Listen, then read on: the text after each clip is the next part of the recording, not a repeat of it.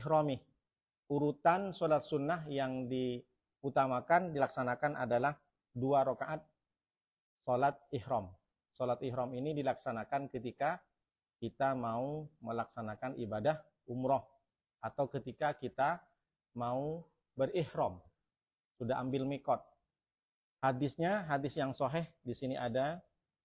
Kenapa sholat sunat ihram itu disunnahkan? Karena ada juga ulama yang tidak mensunnahkan, artinya tak perlu ketika mau umroh sudah pakai ihram, tak perlu sholat sunat ihram. Tapi hadis yang sahih di sini disebutkan kata Nabi sallallahu alaihi wasallam. Jadi sekutu ketika Nabi sami'tun Nabi biwadil akik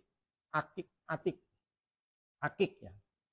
Sami'tun Nabi biwadil akik yaqulu atanil lailatah atin min rabbi. Faqala sholli fi hadzal wadil mubarak. Satu ketika Nabi sampai di Wadil Atik. Wadil Atik ini adalah lembah yang sekarang berdekatan dengan berdekatan dengan Dzulhulaifah. Ibu kalau umrohnya berangkat dari Madinah, itu ambil mikotnya namanya di Dzulhulaifah atau disebut dengan Bir Ali. Bir itu bi'arun, sumur, Ali itu Sayyidina Ali. Karena dulu Sayyidina Ali yang menemukan gali-gali ke tanah, nemu sumur. Maka disebut dengan Bir Ali. Masjidnya kalau dulu namanya Dzulhulaifah. Nah, di samping Dzulhulaifah ini ada lembah. Itu namanya Wadil Atik. Cuma tidak dijadikan tempat mikot, jadi ke masjidnya saja. Nah, Wadil Atik ini kalau ibu tengok di Google ada misteri Wadil Atik yang dimana malaikat Jibril datang kepada Rasulullah, ya Muhammad, sholli fi hadil mubarak. Sholli fi hadal wadil mubarak. Salatlah engkau Muhammad 2 rakaat di lembah yang berkah ini. Nah, makanya itulah cikal bakal kenapa kita kalau melaksanakan umroh salat sunat sebelum berpakaian ihram. Atau ketika sudah selesai pakaian ihram, boleh, terserah. Yang penting sebelum umroh itu. Artinya salat sunat ihram itu dilaksanakan ketika sudah pakai ihram. Atau sebelum karena salat wudu. Ya tentulah kalau mau salat kan sudah pakai ihram. Nah, tapi ada juga ulama yang tidak mensunahkan. Makanya jangan disalahkan kalau ada orang yang umroh, ambil mikot, lalu tidak dia salat sunat. Tidak masalah, karena ini juga sunat. Dan urutan salat sunat ihram ini setelah salat duha. Maka ibu catat dari awal itu, urutan-urutan pertama yang paling utama kan salat sunat kan Idul Fitri dan Idul Adha. Nah, dari sini ibu tahu kan? Oh, terima kasih, Dek. Terima kasih, Nak. Terima kasih, Nak. Masya Allah. Jadi ibu tahu gimana sih? Nah, selama ini kan kita nggak tahu. Misalkan ibu paling utama salat sunat apa? Ternyata paling atas salat Idul Fitri, Idul Adha. Karena itu serentak dilakukan dan banyak. Jadi Rasulullah ini diperintahkan oleh langsung malaikat Jibril melalui perintah dari Allah yang Jibril yang menyampaikan. Jadi sekitar 12 km dari Mekah. Perjalanan berapa menit aja? Mungkin dari Madinah, dari Masjid Nabawi. Ini di Madinah, Bu ya. Mohon maaf. Ini tempatnya di Madinah, Wadil Akik namanya. Wadil Akik. Jadi Ain Kop Kop. Ain Kop ya Kop. Wadil itu lembah. Baik, kemudian setelah sholat sunat ihram, warakaat tawaf dan 2 rakaat tawaf. Kapan itu? Selesai mengelilingi Ka'bah 7 kali. Di mana Pak Ustadz? Di pojok dari Multazam. Jadi lurus dengan makom Ibrahim, pas di belakang. Kalau bisa sebenarnya memang pas di belakang makom Ibrahim. Karena itu tempat mustajabah. Cuma kan sesak, orang pada maka lurus saja dari makom Ibrahim agak ke sana. Biasanya dibatasin dengan tali. Nah, itu bersesakan. Biasanya di situ pun spot untuk foto bagus karena pas di depan Ka'bah. Jadi selesai, biasa kalau saya bimbing tuh, setelah bimbing tawaf 7 kali, "Ibu, langsung kanan, langsung kanan." Saya begini teriak, "Kanan." Suara udah mau habis kan? Kanan. Rupanya pas kanan orang pada keliling. Benturan dia. Benturan dengan orang India, orang Turki, gede-gede. Orang Indonesia cici. Pijak nanti. Makanya hati-hati. Jadi harus kalau saya kan biasanya yang jemaah laki-laki itu jadi tameng gitu. Nah, yang perempuan di tengah. Mudah-mudahan semuanya umroh bersama saya. Nanti kalau umroh bersama saya, bagus-bagus videonya nanti. Siap, Masya Allah. Langsung, Bu. Jangan. Wow, tak masalah, yang penting niat. Nanti daftar di Andalus Haramain itu 1,5 sudah dapat koper semua lengkap, dibawa ke rumah, setiap masuk ke rumah ditaruh dekat pintu, Allahumma sholli ala Muhammad, Allahumma sholli. Insya Allah. Ya. Jadi kalau ibu doa terus tapi ibu tak daftar-daftar, kapan berangkat? Bu Yesi ya, sama suami sama anak. Daftar 1,5 dapat koper. Ini kajian fikih atau promosi, Ustaz? Lanjut sampai lalu. Mudah-mudahan semuanya sampai. Ibu, kalau ibu kan sudah haji, Bunda udah haji kan. Alhamdulillah. Mudah-mudahan semuanya umroh dan haji. Kalau bareng-bareng kajian fikih umroh Pak Haji, Masya Allah. Nanti saya perkenalkan ibu di sini Rasulullah, di sini Siti Aisyah pernah begini, ini pintu Rasulullah. Nah, iya. Saya detail. Nanti saya bikin video, saya yang videokan ibu. Ibu jalan Bu. Kita bikin romantis. Haram Pak Ustaz. Mana tahu ibu sama suami pegang tangan, berjalan menuju pintu Ka'bah itu, kan gitu Bu. Kenapa Bu? Ya harus. Mimpinya mimpi yang tinggi sekali, tapi jangan mimpi menjadi ratu, menjadi orang kaya. Jangan terlalu mimpi dapat mencium Hajar Aswad, mimpi dapat duduk di Raudhah berdoa kepada Allah. Kira-kira ibu kalau umrah apa doanya? Banyak. Kalau saya tanya, harusnya jawabannya, saya doanya satu Pak Ustadz. Mudah-mudahan orang tua saya diampuni dosanya. Kalau dosa didoakan kita diampuni oleh Allah dosa orang tua tahu kalau itu doa dari anak, maka ridhollah fi ridhol walidain. Semua yang ibu minta Allah kabulkan. Jadi kalau berdoa, iya paham lah. Iya, cuma kan saya ngingetin. Makanya ibu berdoa jangan aku saja. Ketika berdoa ibu jangan, ya Allah saya panjangkan umur, saya berikan duit. Ingat orang tua, ya Allah kalau sudah meninggal ampuni dosanya. Ring-ringnya kan setelah kita bersolawat, memuji Allah bersolawat baru orang tua. Di setiap apapun doa ibu awali dengan itu. Insya Allah diijabah doanya. Ini kadang banyak orang kan aku ya Allah, banyak duit ya Allah. Nah, ini aku terus. Nah, kalau orang tua sudah baik, sudah ridho, Allah akan berikan ridho seluas-luasnya. Baik, yang kedua, sholat 2 rakaat tawaf setelah tawaf. Ini penting. Ini kalau tak sholat tidak masalah. Karena proses pelaksanaan umroh itu kan tawaf habis itu sa'i. Jadi sholatnya sunnah. Tapi kita tahu sendiri kan tawaf keutamaannya. Kalau kita bertawaf, selain pelaksanaan umroh, kalau kita satu lengkap dengan umroh, itu kan memang sudah satu paket. Tapi kalau tawaf saja, kan biasanya banyak jemaah umroh ini tidak ambil mikot, tapi dia tawaf. Itu namanya tawaf sunnah. Salah satunya menghapus dosa, keutamaannya. Memperoleh balasan dengan memerdekakan budak. Jadi kalau kita tawaf, itu menghapus dosa yang lalu terutama. Kemudian yang kedua, pahala bertawaf itu adalah mendapatkan pahala sama dengan memerdekakan budak. Kalau memerdekakan budak sekarang kalau dihitung duitnya itu sekitar 60-70 juta. Jadi seolah-olah kita tawaf dapat duit 70 juta gitu kalau dikrus ke uang gitu kan. Memerdekakan budak zaman dahulu kan budak, kalau sekarang sudah tidak ada. Kemudian sholat tawaf itu juga mendapatkan pahala yang tanpa batas, unlimited.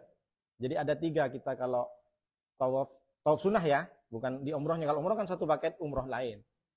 Menghapus dosa sama dengan memerdekakan budak dan mendapatkan pahala tanpa batas. Ini sebenarnya motivasi dari Rasulullah agar kita nanti kalau sudah disampaikan ke Mekah, ibu-ibu jangan hanya diam saja, kalau ada kesempatan pergi ke Ka'bah tawaf. Pas lagi sehat tawaf, meskipun tidak umroh gitu loh. Karena di Mekah itu jangankan tawaf, nengok Ka'bah aja sudah berpahala. Iya, makanya kadang orang saya tengok kan ada yang divideokan satu rombongan dari Uzbekistan, dari Turki, dari Aljazair. Jadi mungkin tak pernah nengok Ka'bah dari jauh itu sudah nangis berdoa. Satu rombongan tuh nangis semua, hanya nengok Ka'bah. Karena menengok Ka'bah itu sudah pahala. Ya, sambil bikin video tak masalah. Cuma jangan terlalu banyak bikin video macam Ustadz Nuruddin. Kalau saya kan mensiarkan, biar yang tak sempat nengok Ka'bah, nengok langsung live. Hai guys, kita live guys depan Ka'bah guys. Mudah-mudahan semuanya sampai. Amin. Kemudian yang ketiga setelah rakaat tawaf yaitu adalah rakaat tahiyah. Salat sunat 2 rakaat tahiyatul masjid. Ingat, zaman Rasulullah itu tidak ada namanya. Bukan, jadi Rasulullah hadisnya bukan sholatlah engkau sholat tahiyatul masjid, tidak ada. Tapi saya bacakan. Nah, idza dakhala ahadukumul masjidah fala yajlis hatta yusolli rakaatain. Ketika engkau masuk ke masjid, jangan lupa sholat 2 rakaat. Jadi Rasulullah menyampaikan idza dakhala ahadukumul masjidah fala yajlis hatta yusolli. Jangan kau duduk. Kalau masuk masjid jangan duduk. Kecuali kau sudah sholat 2 rakaat. Jadi ini ada kisahnya, Bu. Jadi saat khutbah Nabi, tiba-tiba datang orang. Orang itu bukan tetangga Nabi. Bukan daerah sekitar Masjid Nabawi. Tapi mungkin entah dari mana, jauh lah.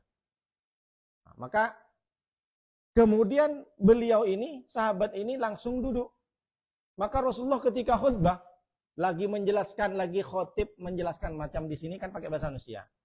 Jadi langsung saja, siapapun yang masuk ke masjid, jangan duduk dulu, sholat dulu. Maka Rasulullah tidak sebut namanya. Cuma disampaikan, bayangkan, di saat genting pun, di saat khutbah. Biasa khutbah ini kan fokus saja dengan materi apa yang disampaikan.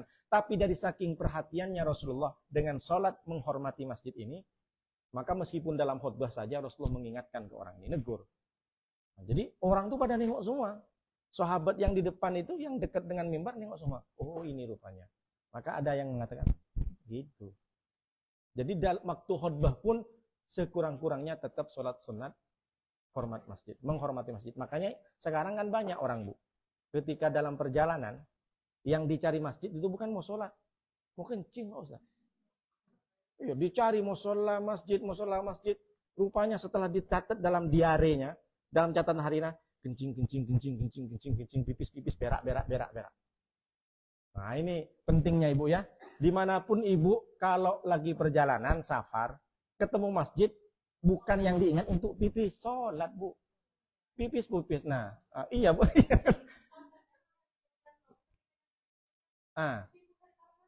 Iya. Sekurang-kurangnya kalau kita tak sholat, masukkanlah infak itu.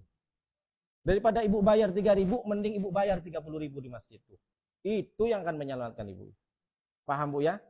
Nah, jadi dengan kajian ini saya titipkan Ibu dimanapun mampir di masjid dan musola, sholatlah 2 rakaat. Sholatnya bagaimana, Pak Ustaz? Usalli sunnatat tahiyatal masjid.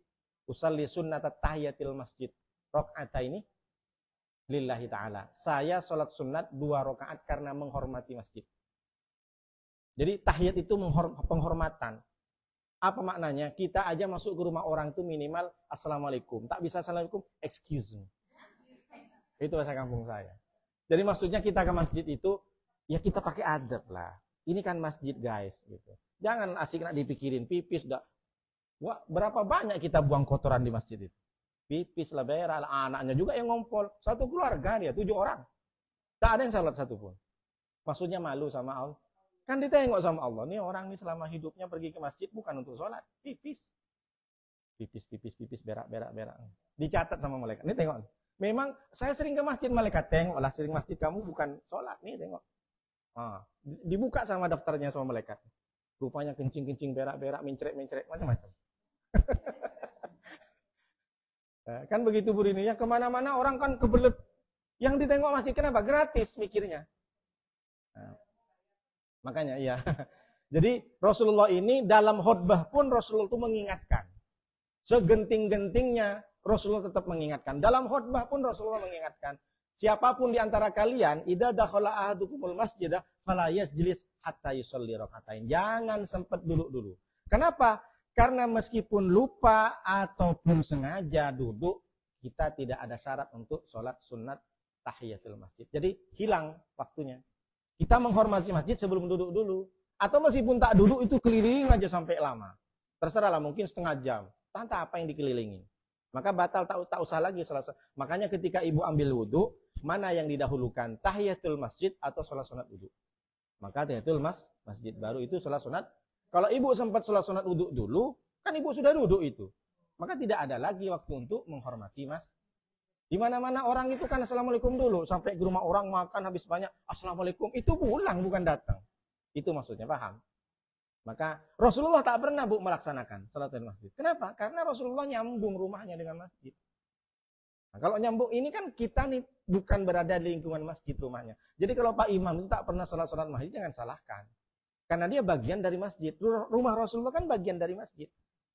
Nah, dan di zaman Rasulullah, salat sunat tahiyatul masjid itu bukan itu namanya. Bukan tahiyatul masjid. Siapa yang menentukan Pak Ustadz? Ulama tabi'in yang dimaksud itu adalah sholat sunat. Karena Rasulullah itu sholat sunat aja 2 rakaat. Nyuruh ke orang sholat sunat 2 rakaat. Makanya Rasulullah itu mana-mana Bu, ketika bangun masjid, ketika kita ziarah ke Masjid Kuba, ketika ziarah kita ke masjid, kan banyak tuh masjid Qiblatain. Nah, kita waktu umroh itu kan, maka disunnahkan sholat sunat 2 rakaat. Karena Rasulullah itu dimanapun tempat berada, singgah sholat sunat 2 rakaat. Ya. Udah ada yang sampai ke Masjid Kuba? Udah, alhamdulillah. Berapa kali, Bu? Nah, kalau berkali-kali ikut saya, Bu. Insya Allah berkali-kali. Masuk lagi tuh barang, katanya orang. Paham, Bu ya? Kemudian setelah sholat sunat tahiyatul masjid, baru sholat sunat wudu. Ya. Iya. Kalau doa itu kan terserah Ibu, doa saja. Doa. Dan jangan lupa kalau ke masjid, pastikan Ibu iktikaf, niat iktikaf. Nawaitul iktikaf sunatan lillahi ta'ala. Saya berniat iktikaf.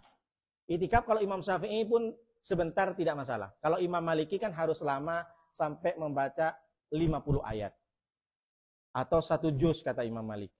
Tapi kalau Imam Syafi'i sebentar saja, minimal 1 menit, 2 menit, tetap dapat pahala iktikaf. Berdiam diri saja tak wirid dalam masjid itu. Kalau diniatin iktikaf, dia dapat pahala. Nawaitul iktikaf fi hadzal masjid sunnatan lillahi ta'ala. Saya niat berdiam diri. Iktikaf itu duduk diam diri, duduk manis. Duduk manis dan duduk romantis dengan Allah. Berzikir kepada Allah. Makanya Ibu kalau di masjid pengajiannya niatin iktikaf. Jadi Ibu dapat pahala. Jadi sebenarnya Ibu kalau kita betul-betul mencari pahala itu banyak. Pahala itu di mana-mana banyak. Yang penting kita tahu dan niatin gitu. Makanya innamal a'malu binniyat. Sesungguhnya amal itu tergantung niatnya. Niatnya kamu ngapain ke sini? Kalau cuma duduk ngobrol tidak niatin iktikaf ya tak dapat. Bahkan sampai Rasulullah itu ala antani najifak. Kalau kamu duduk di tempat apapun berkumpul dengan orang, jangan lupa selawat kepadaku. Berselawatlah kepadaku. Kenapa? Biar tempatnya itu tidak menjadi bau bangkai. Antani najifak. Iya. Jifatun itu bangkai. Biar tidak berbau bangkai, kamu mau arisan, mau kalian mau ngobrol dimanapun, di fasum, di teban teras, selawatlah sekali Allahumma sholli ala Muhammad. Biar majlismu itu tidak menjadi majlis yang bau bangkai. Itu kata Rasulullah. Ingat kepadaku. Tapi insya Allah lah MD kita jamaahnya sudah hijrah semua. Insya Allah selalu berselawat. Selawat selalu dikumandangkan. Makanya kan sehat-sehat semua kan. Rizkinya lancar semua kan. Amin ya Rabbal alamin. Kemudian sholat sunat wudu. Sholat sunat wudu Ibu tahu kan kisahnya? Sudah tahu. Lagian kan kata Rasulullah SAW, orang yang berwudu sering berwudu. Nah, kalau sering berwudu kata Rasulullah, inna ummati yud'auna yaumal qiyamati ghurran muhajjilina minan nar min asaril wudu. Muhajjalina min asaril wudu. Sesungguhnya umatku nanti dipanggil hari kiamat menghadap kepada Allah. Muhajjalina min asaril wudu, mereka wajahnya bercahaya. Kenapa? Jadi waktu dipanggil di padang mahsyar, umat itu pada berkumpul semua, ada yang mukanya biasa, ada yang mukanya buram, ada yang sangat bercahaya. Siapa mereka? Mereka adalah orang yang sering berwudu. Makanya ketika tidur itu, Ibu mau tidur disunahkan wudu. Jadi gimana Pak Ustadz? Nyentuh sama suami Pak Ustadz batal. Kan bukan karena wudu mau sholat, tapi ketika mau tidur berwudu, itulah yang dapat pahalanya. Kalau pengen keyakinannya, aduh Pak Ustadz berarti batal wudunya itu suami, kita ikut madhab Imam Hambal. Imam Hambali kan tak batal wudhu dengan suami. Yang penting Ibu kan nggak sholat. Jadi yang menjadi keutamaan besar itu orang tidur berwudu itu karena memulai tidur saja kita berwudu. Makanya ketika selesai wudu, apa doanya Bu? Allahumma ja'alni minat tawabin minal mutatahhirin.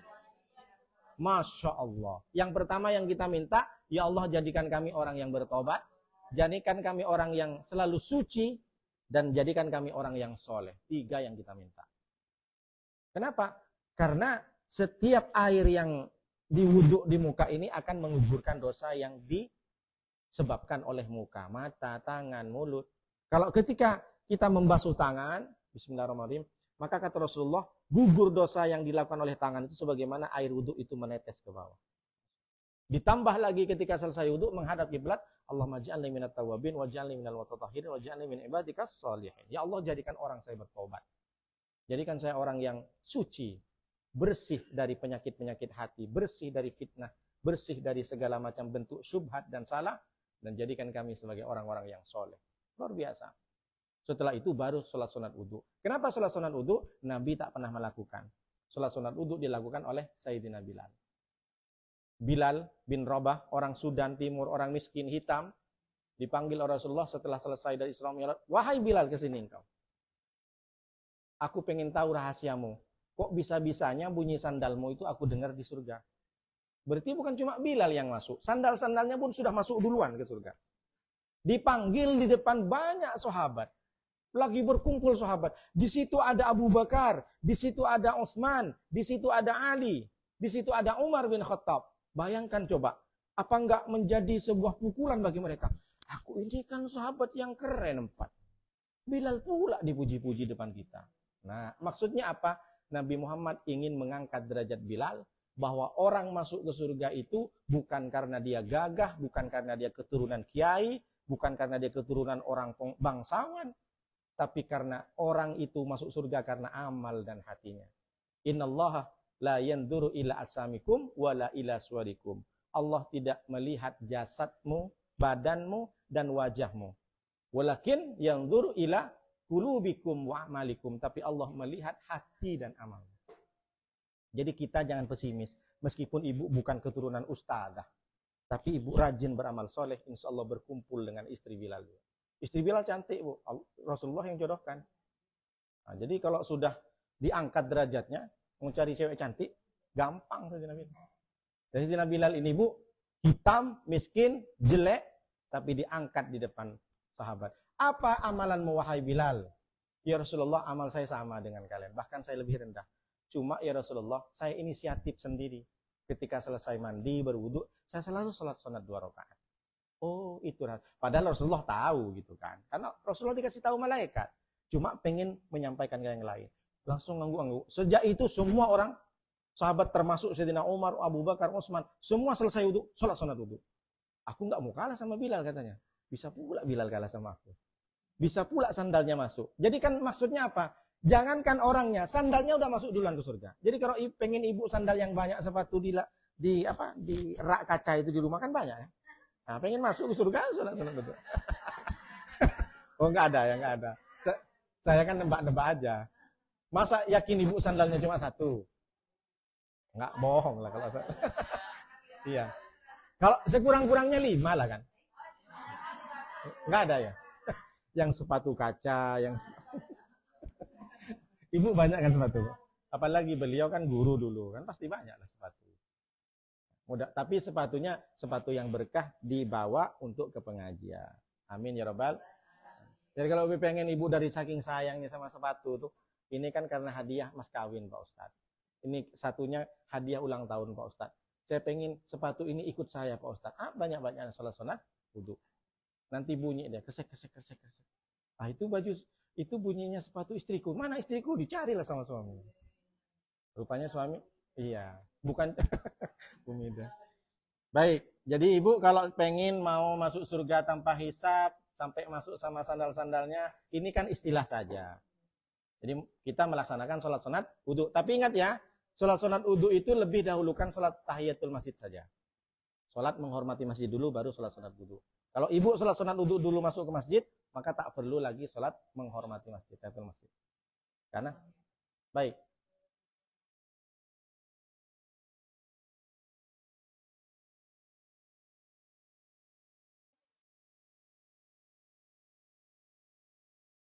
Iya, waktu terlarang. Nah, kemarin sudah disampaikan kan waktu-waktu terlarang?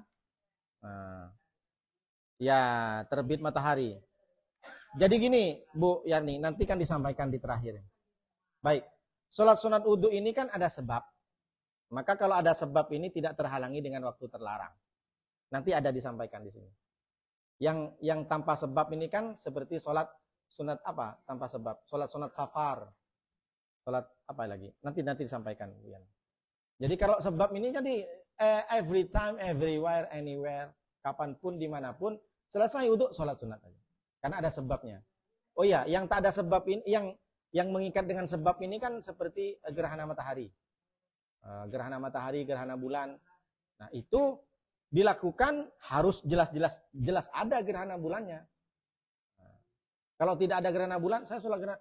Ini nampaknya Pak Ustadz kayaknya mau gerhana bulan. Mau sholat gerhana bulan. Iya, seperti itu. Karena ada sebabnya. Baik.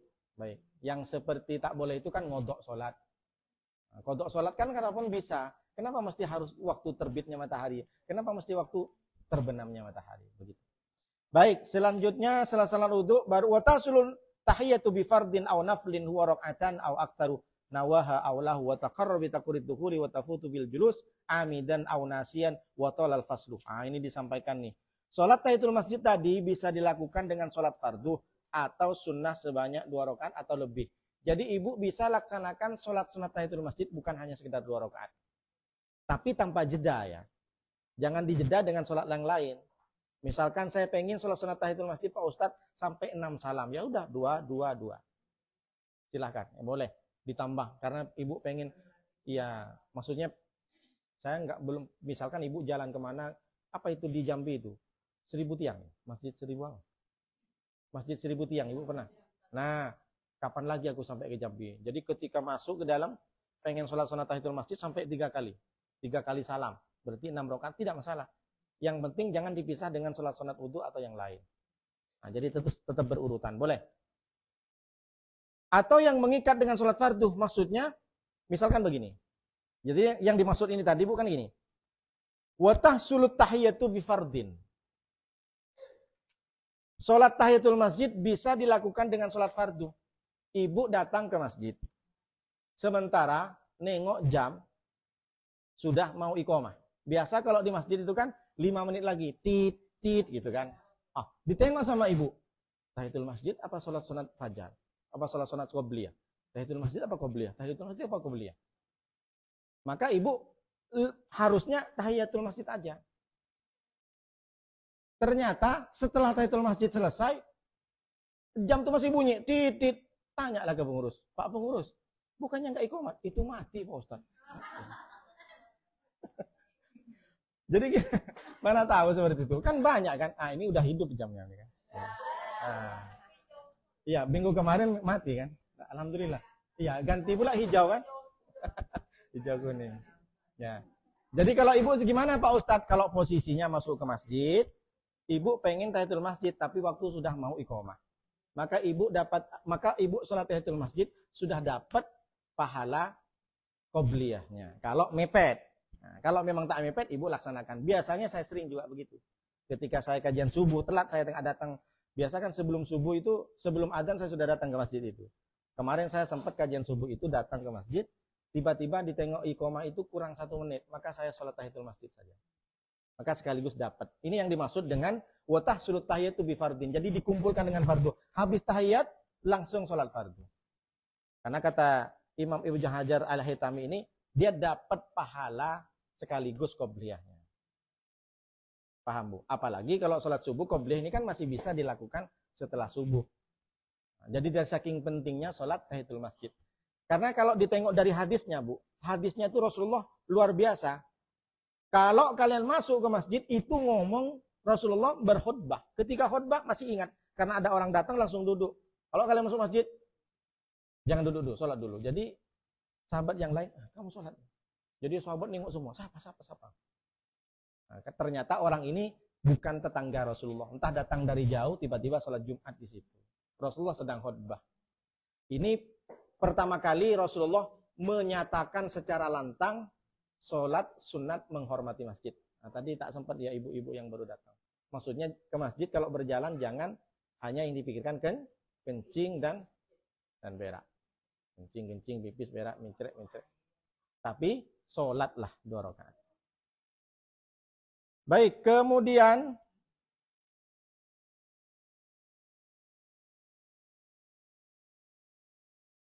yang kedua, yang selanjutnya, sampai di mana tadi saya baca? Ya, wa yustahabbu ziyadatu raka'ataini qabla dzuhri. Disunahkan menambah 2 rakaat sebelum duhur. Kemarin sudah saya sampaikan kan? Orang yang sholat sunat sebelum duhur, Allah akan berikan rahimallahu mra'an shalla qoblal asri arba'an. Kalau sebelum duhur itu Allah berikan kehormatan, berikan kemuliaan. 4 rakaat sebelum duhur, 4 rakaat sebelum asar. Kalau 4 rakaat sebelum asar, Allah berikan rahmatnya kepada dia. Allah turunkan rahmatnya. Kalau sebelum duhur, Allah muliakan dia. Haramallah, Allah berikan kehormatan kepada dia.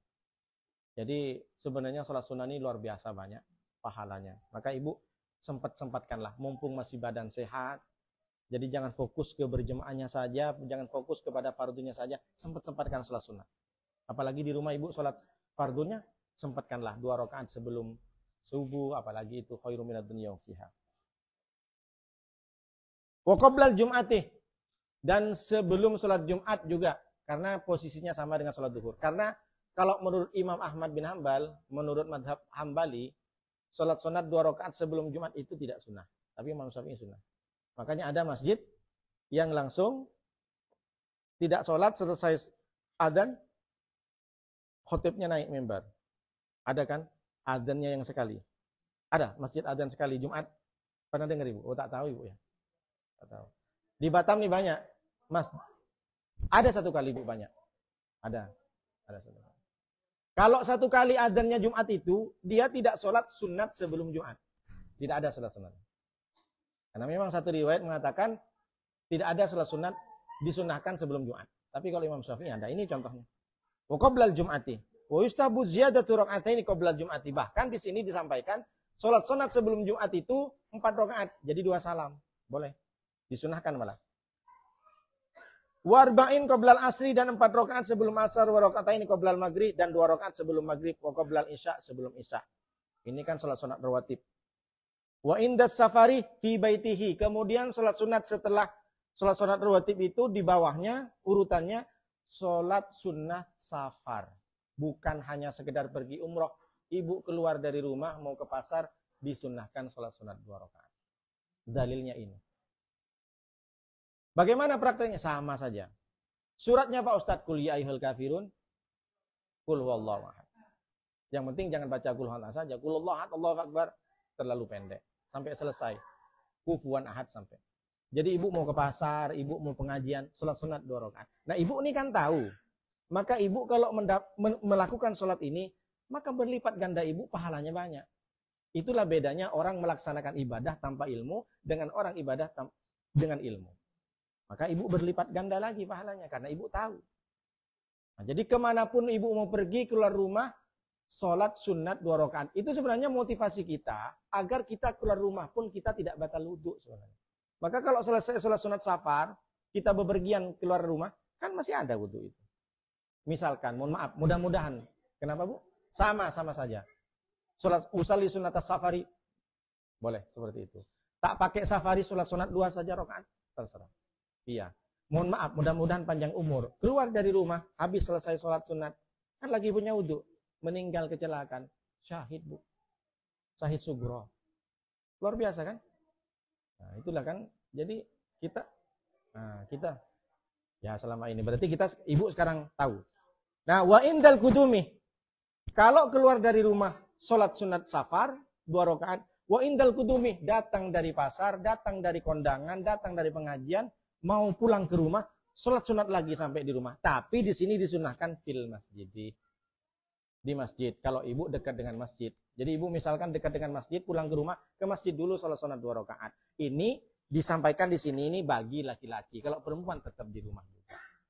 Keluar dari rumah, di rumah sholat sunat safar, pulang dari perjalanan juga sholat sunat. Ini sunnah bu, ada dalilnya. Nah, ada yang lebih banyak lagi. Bukan cuma sholat sunat. Abdurrahman bin Auf. Pernah ibu dengar ceritanya Abdurrahman bin Auf? Orang kaya raya. Meninggal beliau, emasnya dari saking banyaknya menggunung di kampak, bu. Dari saking menyatu. Dari saking banyaknya. Beliau itu kalau sedekah 1 peti, yang datang 3 peti. Jadi misalkan kalau dia sedekah 10 juta, yang datang 30 juta coba. Istrinya ini, dia nangis setiap hari, sedih. Bukan karena miskin, sedihmu kemana lagi duit ini dikasih. Coba bayangkan. Kalau sekarang ibu-ibu sedih kan bukan karena banyak emas. Sudah request sama suami, udah 2 tahun Pak Ustadz, mau cincin yang itu loh Pak Bang. Cincin yang ada permatanya Bang, di toko emas Bang. Ayolah Bang, yang mana? Ini loh Bang, sampai ditengok di Google, ini loh kayak gini. Ada nggak? Masih ada loh Bang. Nangis istri. Kalau istri Abdurrahman bin Auf nangis karena kebanyakan emas. Bingung, ya Allah ini ujianmu kasih ke siapa? Orang udah dikasih semua. Coba bayangkan, Masya Allah. Selawatin dulu. Ibu tahu amalannya Abdurrahman bin Auf? Kalau ibu pengen tahu, bilang sama suami, Abdurrahman bin Auf selesai berdagang ke Yaman, selesai berdagang dari Syria, pulang ke rumah, tidak diajarkan Nabi. Lalu menghadap ke pojok kanan di rumahnya, baca ayat kursi, Allahu la ilaha illa wal hayyul qayyum, la ta'khudhuhu sinatun wa la naum. Pojok kirinya juga begitu. 4 pojok di rumahnya. Tidak pernah diajarkan Rasulullah. Bagi orang yang asik dikit-dikit hadis, ini bid'ah. Karena tak diajarkan, tapi ini dilakukan oleh sahabat Rasulullah Sallallahu Alaihi Wasallam. Maka ibu kalau pengen kaya seperti Abdurrahman bin Auf, pulang dari perjalanan sebelum sholat sunat lagi, baca setiap pojok ayat kursi. Salah satunya apa karena ayat kursi? Mengusir hantu termasuk tuyul. Kalau di Indonesia kan lumrah tuyul. Nah, duit hilang tuyul pula tersangka. Padahal kadang suami juga. Tahu pula suami tempatnya di mana ya kan? Kan suami memang suami yang cari, cuma kan istri ini kan apa modelnya menyimpan gitu kan. Memang tak suami ini kan modelnya bukan mencari, tapi istri ini kan bukan mencari tapi menyimpan kan. Boleh. Ya, sebenarnya bukan ke suami, Bu, siapapun yang datang dari perjalanan. Ibu pun datang dari perjalanan, pulang ke rumah, ngadep ke pojok kanan kiri, bacakan ayat kursi 4 pojok kan, persegi 4. Bacakan, insya Allah Allah berikan kemurahan rezekinya karena dijauhi dari setan-setan, tuyul-tuyul, apa jailangkung, genderuwo. Apa yang ambil duit tuyul aja Bu ya? Selain tuyul apa di Indonesia? Kan nah, tuyul ya, tersangka. Satu komplek jenglot ada lagi jenglot. Enggak masalah Bu, maksudnya ini kan kebiasaan. Ya. Setiap pojok, pokoknya setiap sudut aja bacakan Ibu. Masalah 4 dan 3 itu tidak. Yang penting Ibu baca ayat kursi. Ayat kursi itu kan luar biasa, Bu. Dipakai orang-orang ruqyah kan. Orang-orang kesurupan. Ya. Ngusir-ngusir makhluk asral. Makhluk halus, makhluk kasar. Makhluk yang agak halus, agak kasar juga kan. Macam-macam. Jadi itulah kisah Abdurrahman bin Auf, Bu. Kayanya luar biasa, Abdurrahman bin Auf. Baik. Wa sholatul istikharati. Nah, kita sudah sampai ke sholat istikharah. Setelah sholat safar, sholat datang dari safar, baru urutan yang selanjutnya adalah sholat istikharah. Sholat istikharah. Kata Rasulullah SAW, karena Rasulullah SAW yu'allimunal istikharata fil umuri kulliha kama yu'allimunas suratah minal Qur'an. Rasulullah ini mengajarkan kepada kami tentang sholat istikharah.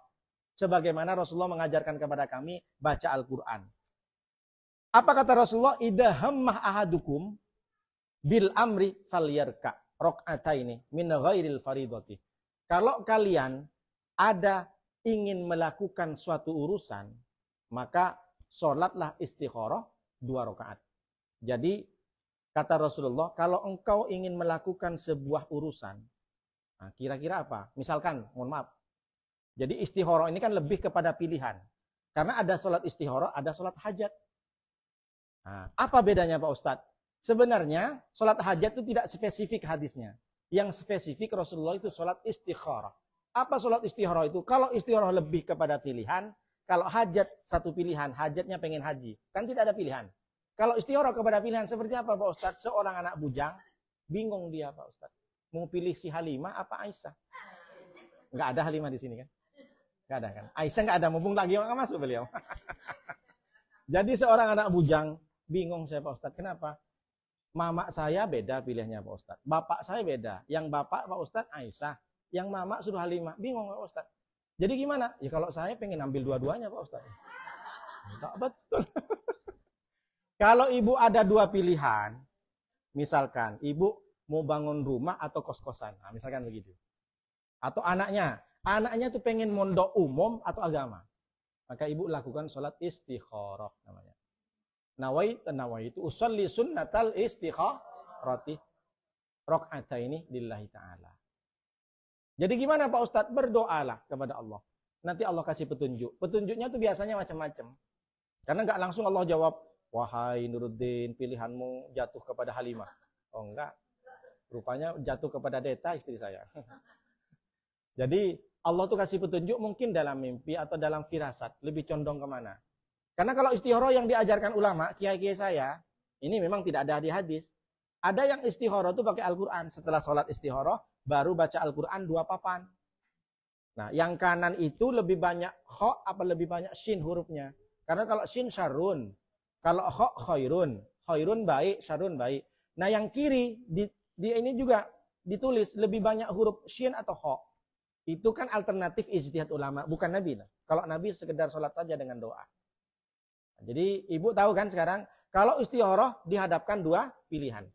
Maka kata Rasulullah, idza hamma ahadukum bil amri falyarka raka'ataini. Jika kamu ingin melakukan sesuatu dan ada pilihan, maka kamu laksanakan sholat 2 rakaat. Wal yarka. Jadi rukuklah kamu dengan 2 rakaat. Min ghairi faridati, selain sholat fardu, kata Rasulullah SAW. Ini hadisnya sahih dari Sahih Bukhari. Pilihan ini tidak harus ada pilihan A dan B-nya.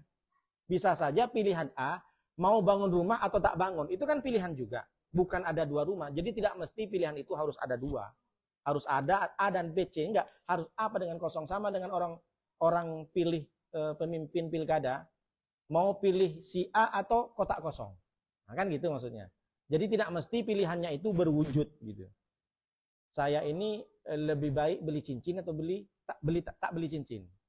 Nah, kalau ada pilihan Pak Ustadz, beli cincin apa beli gelang? Mau beli emas aja istikharah. Luar biasa ibu-ibu nih ya.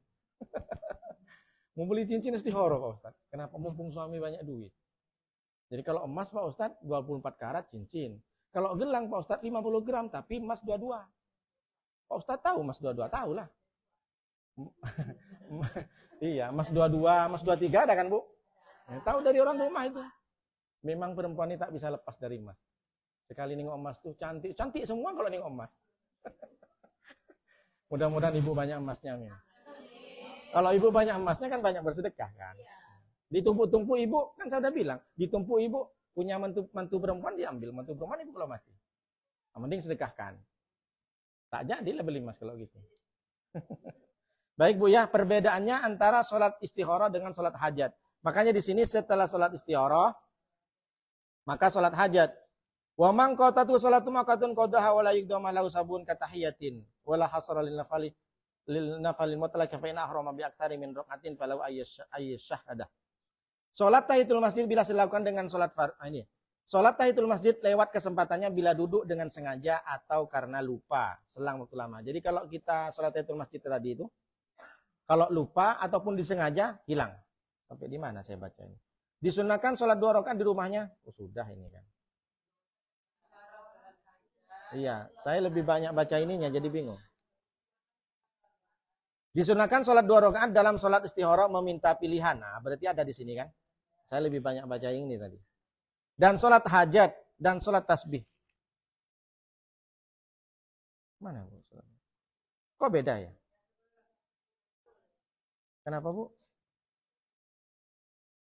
133, 134.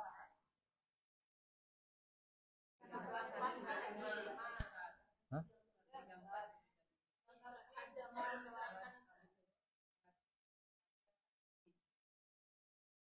Iya, tapi di Arabnya beda ya?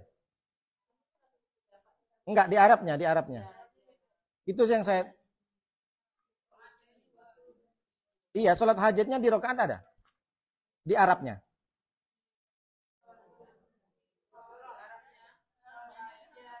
Oh, di bawahnya. Iya, di bawah sholat istikharah itu ternyata ada. Saya langsung buka ke sini. Oh iya, setelah sholat istikharah baru sholat hajat dan sholat tasbih. Kemudian sholat hajat tuh tulis boleh Ibu? keutamaan sholat hajat? Keutamaannya sholat hajat dari riwayat Imam Ahmad yang pertama, hajatnya dikabulkan. Ini untuk sholat hajat. Imam Ahmad. Sholat hajat itu keutamaannya yang pertama, hajatnya dikabulkan. Riwayat Imam Ahmad bin Hambal. Hadis dari riwayat Imam Ahmad bin Hambal. Yang kedua, keutamaan sholat hajat, derajatnya ditinggikan. Riwayat Imam Muslim. Ini dipersingkat aja, hadisnya panjang masalah. Yang kedua, ditinggikan derajat kita. Maksudnya derajat kita nanti di surga. Kan saya udah bilang kan, di surga itu kita berkapling-kapling juga. Tidak semuanya sama tempatnya. Ada yang punya kolamnya, ada yang rumahnya bertingkat, ada yang dikapling saja. Jadi, iya bertingkat-tingkat. Lahum darajatun inda rabbihim ya wa maghfiratu wa rizqun karim. Kalau samakan semua kan nggak ada bedanya orang yang tahajud dengan yang tak tahajud. Ini masuk surga karena sedekah tapi tak pernah tahajud misalkan. Ini masuk surga orang miskin tapi tahajudnya luar biasa. Maka Allah memberikan porsinya masing-masing sesuai amal kita. Sama dengan dunia, Ibu. Kehidupan di surga itu sama dengan dunia. Kita kan sama-sama hidup, sama-sama makan nasi, sama-sama makan bakso. Tapi kan rumah kita tidak lengkap dengan lapangan golfnya. Rumah kita tidak lantai 5, ya kan? Oh, ini kan orang kaya di sini kan banyak, tapi kan dunia tidak bisa jadi ukuran. Jadi di surga kita pengen, meskipun kita miskin di dunia, tidak punya lapangan golf, lapangan sepak bola, tapi ternyata jemaah MD kita itu ada di kapling rumah mewah macam Butamas. Nuruddin ada di mana? Ada di VIP. Ibu boleh manggil saya. VIP itu diundang ceramah di surga itu. Bukan rumahnya. Jadi maksudnya kita masuk surga bukan surga kaleng-kaleng. Lengkap. Jannatin tajri min tahtihal anhar. Kan surga ada sungai yang mengalir. Nah, jadi kita ini kan ada di surga, ada yang punya taman, ada yang tak punya taman. Ibu seneng nggak kalau punya taman di rumah? Oh, meskipun kolam di Golden View ini berhari-hari orang di situ kan. Padahal cuma kolam di situ, ibu lebih cantik lagi kolamnya. Amin ya. Kenapa Bu? Kalau suami Pak Ustadz katanya dapat bidadari, tunggu tanggal mainnya aja lah nanti.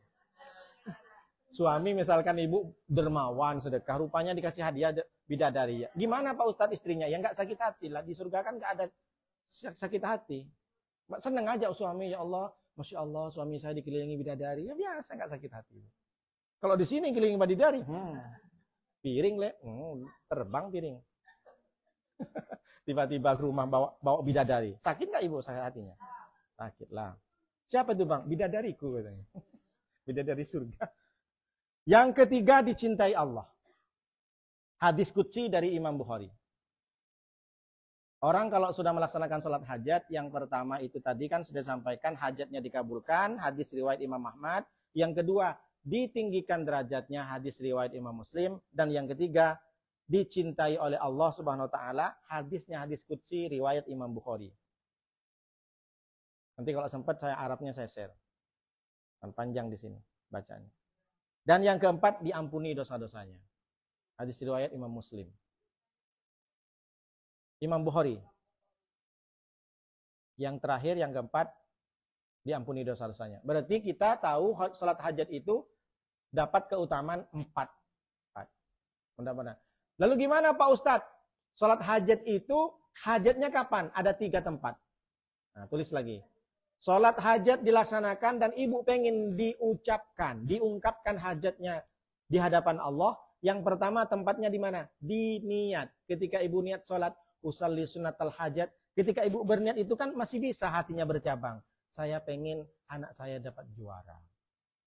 Mudah-mudahan anak saya dapat IPK 3, berapa. Mudah-mudahan anak saya hafal Quran 30 juz besok karena ada simaan. Ada tes. Mudah-mudahan anak saya lagi tes masuk TNI Polri, mudah-mudahan lulus. Ketika sholat, niat Allahu Akbar, saya sholat hajat, maka selipkan hati juga sebentar di hatinya, bukan diucapkan. Nah, ini tempat yang pertama di dalam niat. Ungkapkan hajatnya. Apa hajat ibu? Ungkapkan hajatnya.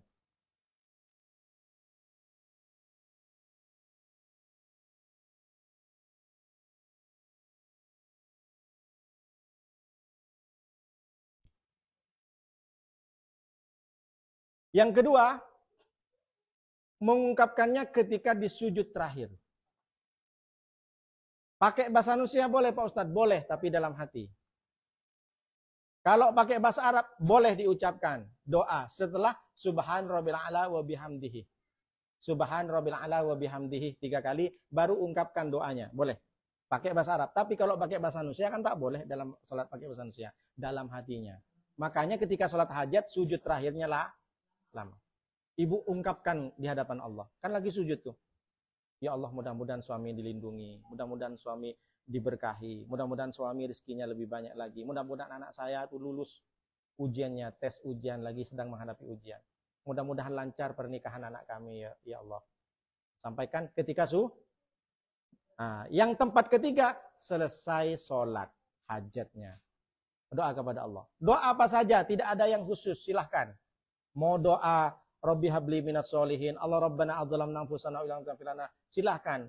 Yang penting doa itu diawali dengan Alhamdulillahi Rabbil Alamin, wassalatu wassalamu ala asrafil anbiya wal mursalin. Nah, wa ala alihi wa sahbihi ajmain. Yang penting auzubillah, bismillah, alhamdulillah, sholawat.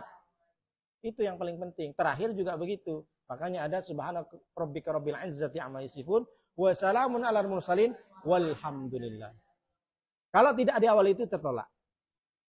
Jadi setelah itu Pak Ustadz, makanya lebih bagus Arab yang itu hafalkan. Setelah doanya intinya terserah ibu pakai bahasa Jawa. Mohon maaf ya Bu ya. Saya sampai sekarang tetap masih ada doa pakai bahasa Madura. Bahasa kampung. Karena kalau ngitung orang itu lebih cepat bahasa kampung tak? Apa cie apa? Saya kalau ngitung duit 2 3 4 5 6 7 8 9 10. Ah, pakai bahasa Madura. Lebih cepat daripada bahasa Indonesia. Cuma kalau pas ada murid-murid sok-sokan 1 2 3 4 5 6 7 8. Sok-sokan karena guru bahasa Inggris kan. Oh, sir kok gitu. Oh iya, memang biasa. Kan guru bahasa Inggris. Jadi ibu kalau mau doa yang penting awalnya auzubillah, bismillah, alhamdulillah, wassalatu wassalamu ala rasulillah wa ala alihi washabihi wasallim. Kepada ahli Nabi. Baru kepada keluarga Nabi. Baru doakan terserah. Pakai bahasa Indonesia boleh, pakai bahasa Tambocie itu boleh. Pakai ada yang Bugis di sini, Bu. Oh, Ibu. Pakai apa kalau Bugis, Bu? Kalau Bugis apa, Bu? 1, Bu. 1 bahasa Bugisnya. Itulah. Kalau Madura 1 kan setong. Setong 2 telok 4 5 6 betok beluk sangat 10. Cepet saya. Ngitung duit dong 4 5 betok beluk sangat 10. Pernah enggak Ibu kalau ngitung pakai bahasa Padang, pakai bahasa kampung kan? Iya. Lebih cepat. Iya, lebih cepat daripada bahasa Indonesia. Betul enggak, Ibu? Baik. Jadi kalau Ibu selesai sholat, maka doa untuk hajat disampaikan kepada Allah 3 tempat, niat, sujud terakhir setelah selesai sholat. Yang terakhir Ibu, barulah sholat tasbih. Karena banyak ini penjelasannya, sholat sunat masih banyak. Sholat tasbih itu apa? Sholat tasbih itu isinya yang bertasbih. Gimana Pak Ustadz? 4 rakaat. Di sini disebutkan sholat tasbih itu hiya arba'u raka'atin yakulu fi kulli raka'atin ba'dal fatihati was surah. Subhanallah walhamdulillah wa la ilaha illallah wallahu akbar. Berapa? Khamsa asyaratan. Baca tasbih subhanallah walhamdulillah wa la ilaha illallah wallahu akbar itu 15 setelah baca Fatihah dan surat. Allahu akbar. Usalli sunat tasbih arba'a raka'atin sunatan lillahi ta'ala. Allahu akbar. Baca doa iftitah, baca surat Fatihah, baca surat biasa, baru baca subhanallah walhamdulillah wa la ilaha illallah wallahu akbar 15 kali. Ketika ruku, setelah ruku bangun 10 kali. Yang 15 itu setelah selesai baca surat yang di sini ya. Karena versi tasbih itu bermacam-macam. 1 rakaat itu sekitar 75 tasbih. Sebenarnya bukan 75 tasbih. Tapi 75 subhanallah, 75 walhamdulillah, 75 la ilaha illallah Allahu akbar. Allahu akbar.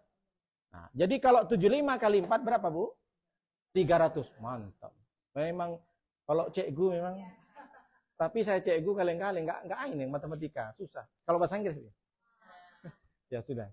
Berarti 75 kali 4 300. Sebenarnya bukan 300, tapi 1200.